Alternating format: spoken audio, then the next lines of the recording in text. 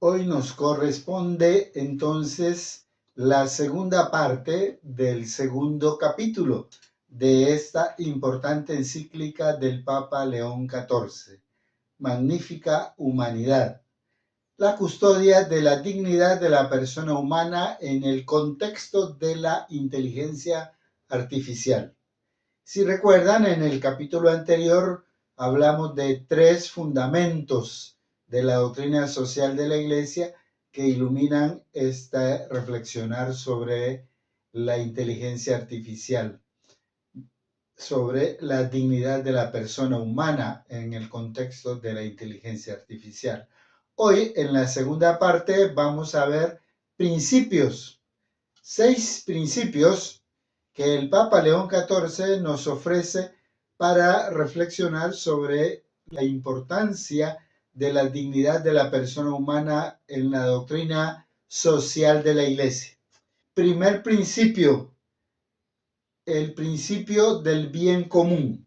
En el numeral 59 de la encíclica vamos a ver, el Papa dice, el primer gran principio de la doctrina social de la Iglesia al que deseo referirme, el bien común. Podemos describirlo, dice el Papa, como la forma social de la dignidad que se reconoce a cada uno. Cuando el Papa Benedicto XVI hizo alusión a los valores no negociables que la Iglesia siempre debe defender, incluyó entre estos la promoción del bien común.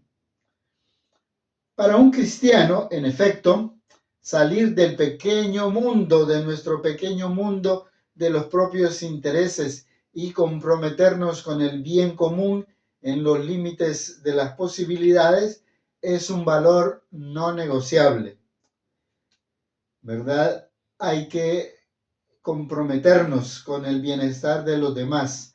La búsqueda del bien común, numeral 62, es lo que da vida a un pueblo, entendido no como una mera suma de individuos, sino como una realidad viva.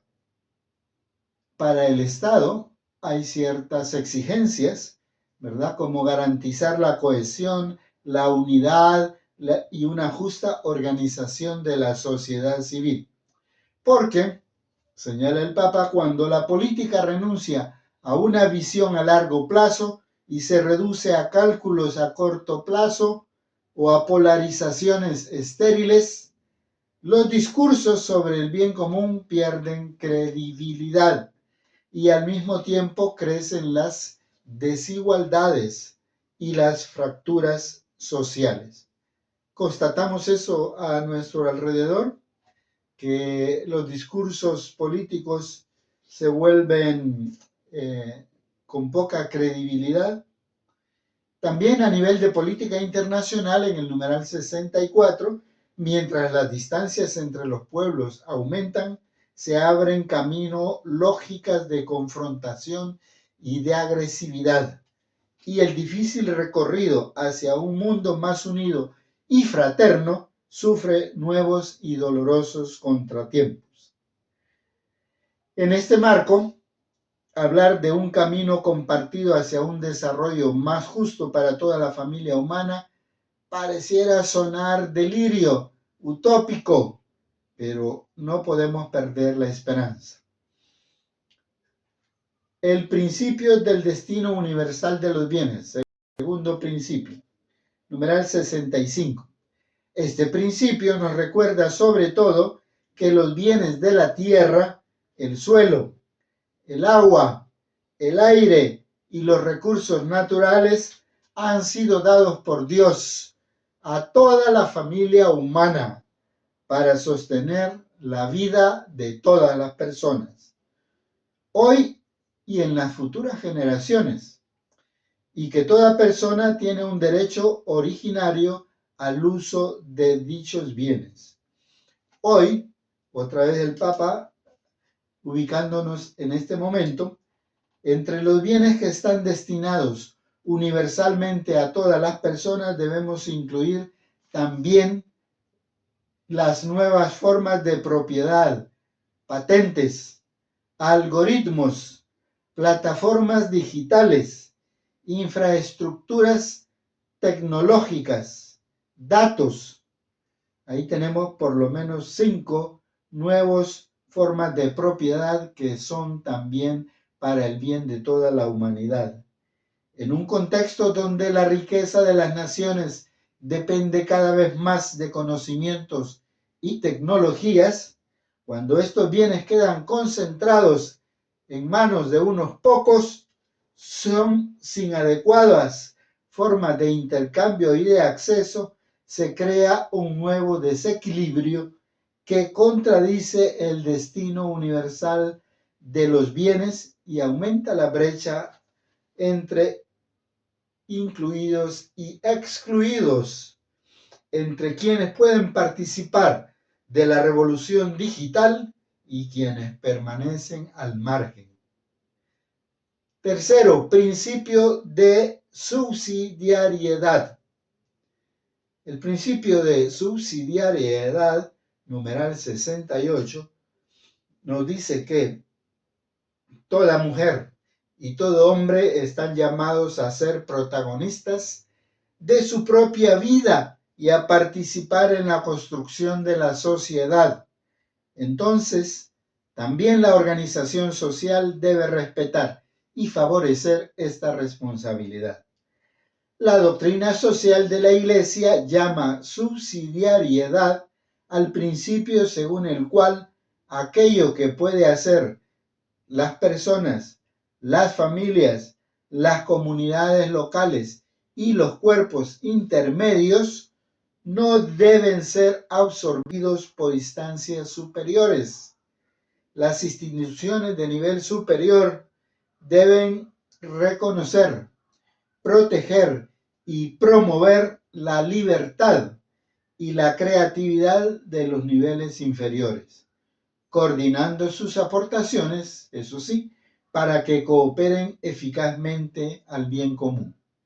Este principio alienta a superar toda forma de gestión paternalista o asistencialista de la vida social, promoviendo en cambio un estilo de corresponsabilidad.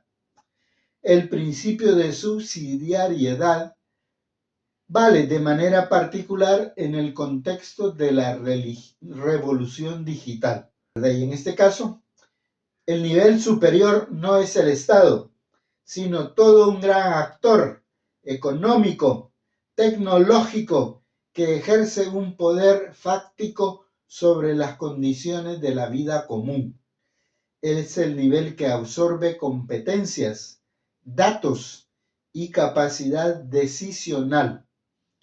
Está constituido por empresas y plataformas que definen condiciones de acceso, reglas de visibilidad, formas de relación, incluso de oportunidades económicas. Entonces, la subsidiariedad requiere que dichos procesos no se impongan desde lo alto de modo opaco y unilateral, sino que estén orientados al bien común mediante la transparencia, la responsabilidad y formas reales de participación, por ejemplo, auditorías independientes, transparencia en los algoritmos, acceso equitativo a los datos, herramientas de apelación.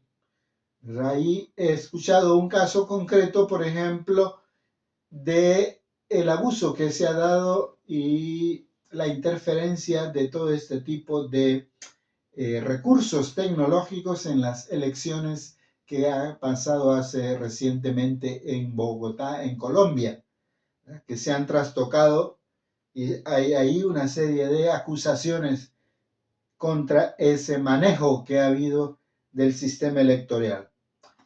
Cuarto, el principio de solidaridad. Cuarto, en el numeral 73 encontramos que este principio de solidaridad nace de la visión de persona concebida por la fe.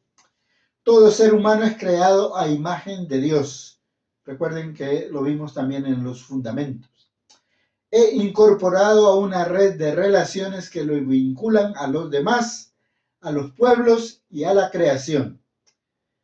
En muchos ámbitos, numeral 74, experimentamos ya una especie de solidaridad de hecho. Nuestras vidas están entrelazadas. La fe entonces nos invita a leer esta realidad como una llamada.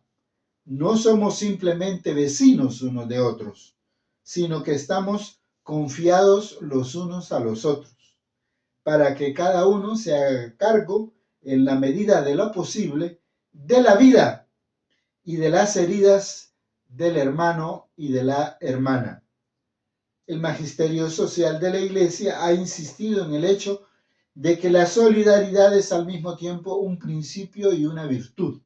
En cuanto a principio, estamos viendo aquí, el bien de cada uno pasa a través del bien de los demás.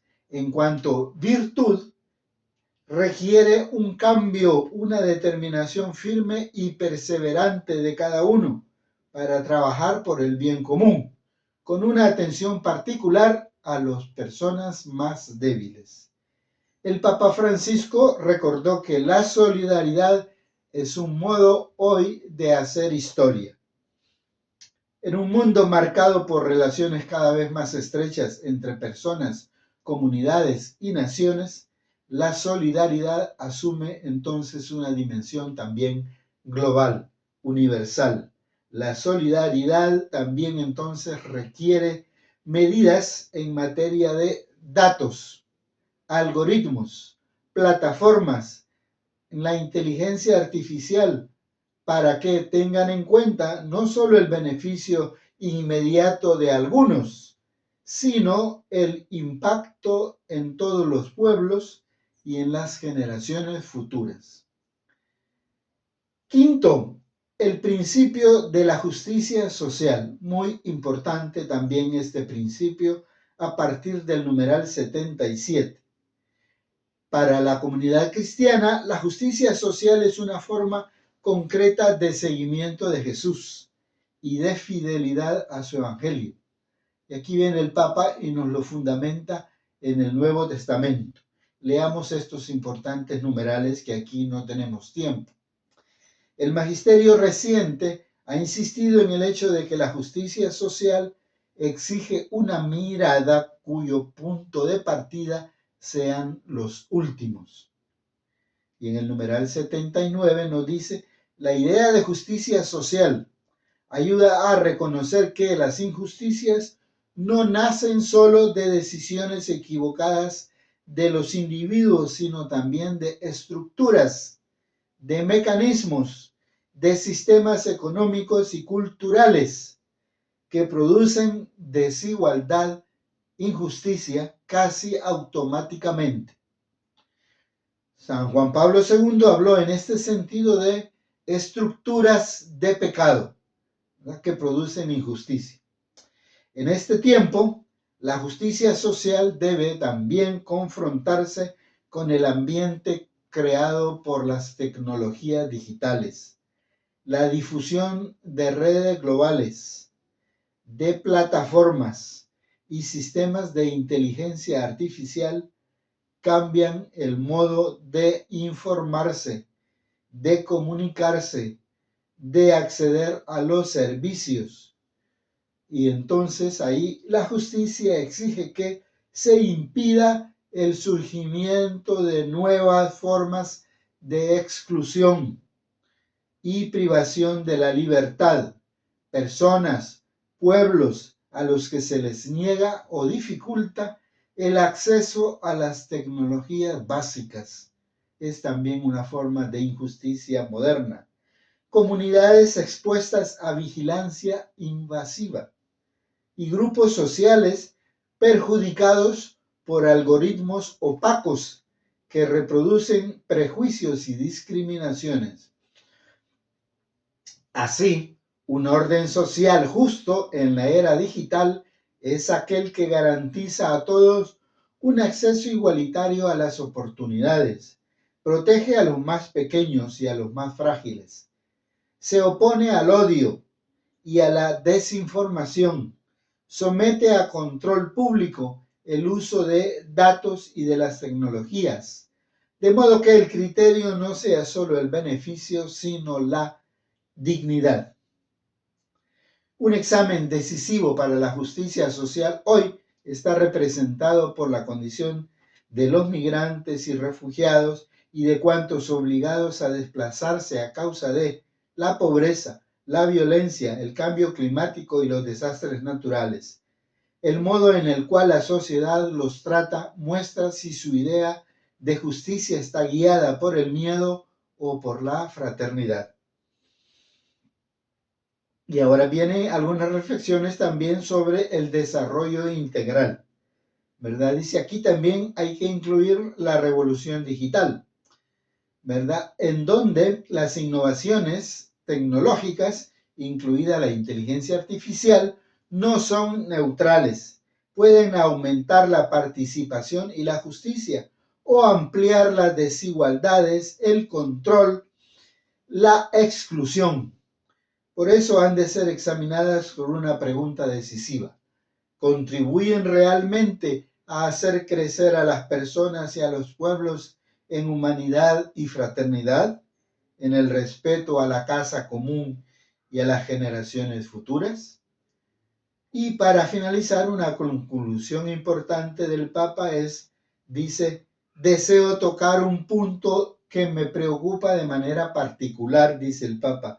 La doctrina social no es solo una palabra dirigida a la sociedad, es también un examen de conciencia para la Iglesia, casa y escuela de comunión. Siempre llama a verificar que los principios expuestos en este capítulo se vivan sobre todo en su interior.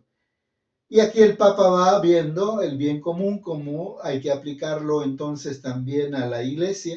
Y cuando decimos Iglesia, no estemos pensando en el Papa o en el Vaticano, en los obispos.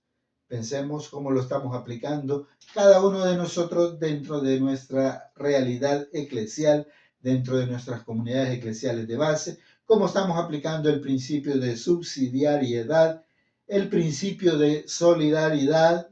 Leamos todos estos numerales, el 88, el 89, cómo estamos aplicando la justicia social, qué significa eso en las relaciones eclesiales.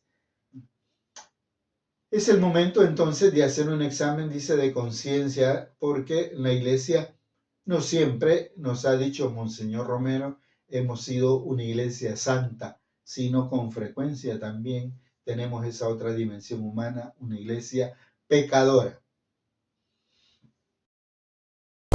El profeta también denuncia los pecados internos de la Iglesia. ¿Y por qué no?